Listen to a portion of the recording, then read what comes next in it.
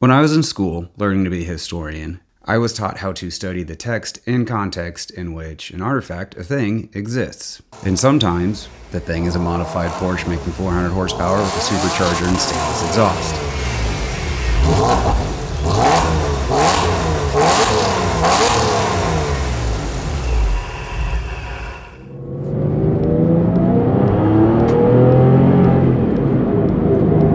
And there's the speed limit. Welcome back, everyone. I'm Chip, and this is a Porsche. For those younger than Gen X, the Porsche we grew up with was a performance luxury brand. But this wasn't always the case. When they first started selling cars in the 1950s, Porsches were small, lightweight, dangerous bathtubs. Seriously, these era of Porsches are nicknamed bathtubs. And they came with an air-cooled boxer engine. Boxer engine, sometimes referred to as flat 4, flat 6, has the cylinders laying horizontally opposed as opposed to vertical or like in a V configuration. And they're called a boxer engine because they look like a boxer punching an engine together when running, the cylinders when they go back and forth. This was the formula they went with for about the first decade or so.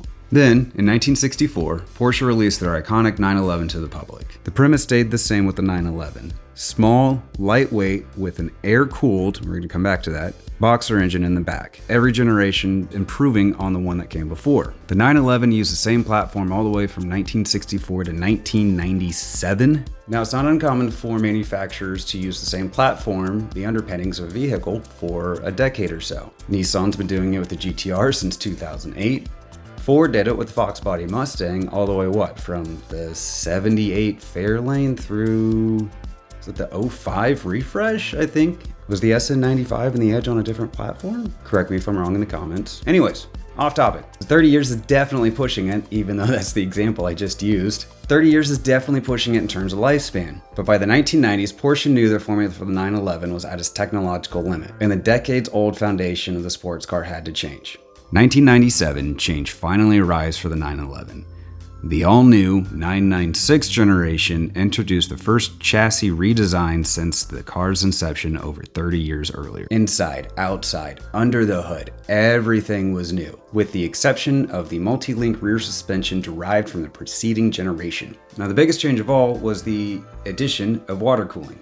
Up to this point, the 911 in most of Porsche's lineup had always been powered by an air-cooled engine. Air-cooled engines rely on the airflow moving around the engine to remove the heat created when running. There's only so much air you can run over an engine to cool it back down. Now, liquid-cooled internal combustion engines are exactly that, cooled by liquid. Liquid-cooled engines are more complex, expensive, heavier, and require more maintenance.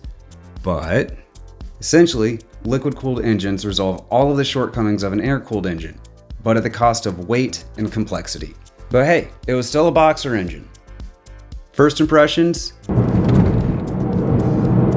It's got more ground clearance than you expect.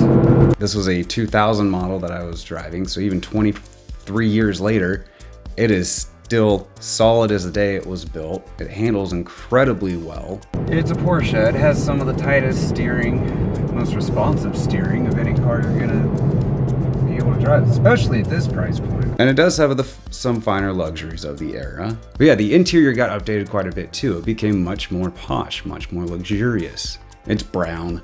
I mean, it's more of a coffee, less race car, more let's compete with the other German manufacturers. I mean, I'm isolated when I close that window. I do not hear traffic. And it's just on the other side of that triangle. All right, here we go.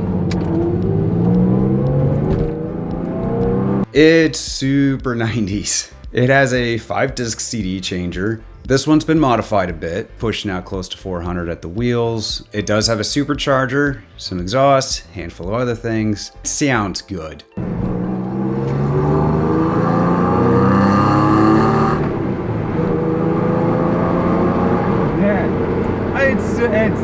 It's that iconic Porsche sound. She's pretty. This champagne color is pretty at night. Definitely not made for American sizes. The paddle box is small. My feet, if I'm wearing boots, my feet barely fit in it. I do not have the best confidence on which pedal my foot is on. That might be because I rode a motorcycle to pick this thing up. And I don't think the work boots I used to ride around town are probably the best for a performance car. That being said, it is German engineering. It's solid. A car that's almost 25 years old. I have no dash rattles, no creaks, nothing is making any unexpected noise. When you hear people talking about German engineering, this is what they're talking about. This thing's 25 years old and drives like it did the day from the factory. I mean, it was the late 90s. And it's still a performance car, so a lot of the things we consider that come in luxury cars today were so heavy. You know, things like heated seats, heated steering wheels. And this thing redlines at $7 grand, so I'm just able to choose a gear and stay in it, which is actually kind of nice.